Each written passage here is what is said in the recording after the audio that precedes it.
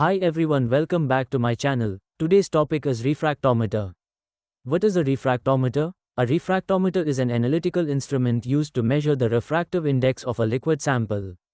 In simple terms, it tells us how much light bends when it passes through a substance. This bending or refraction depends on the concentration of dissolved substances in the liquid, and that's where it becomes useful for pharmaceutical analysis.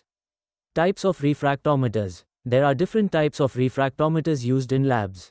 Manual handheld refractometer, good for quick checks. Digital refractometer, more accurate, easier to read. Abbe refractometer, common in pharma labs, offers precise control and temperature correction.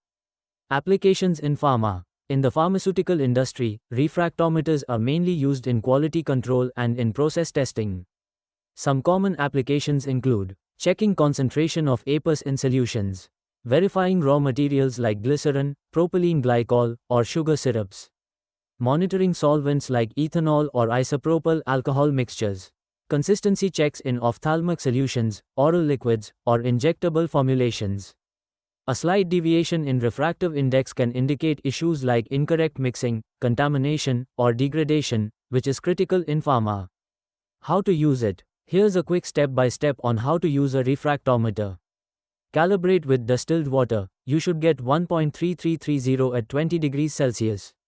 Place a few drops of the sample on the prism.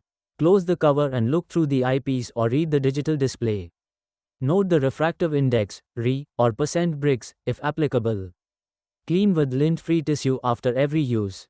Regulatory compliance. In pharma, everything has to be documented. Refractometer readings are recorded in batch records or testing reports. Instruments should be qualified and regularly calibrated according to GMP and GLP guidelines. So that's the refractometer, simple, quick, and incredibly useful in pharmaceutical testing. Have you used one in your lab? Let me know in the comments. And if you found this video helpful, don't forget to like, share, and subscribe to Pharma Shobiseji for more bite-sized pharma knowledge. Until next time, stay curious and stay compliant.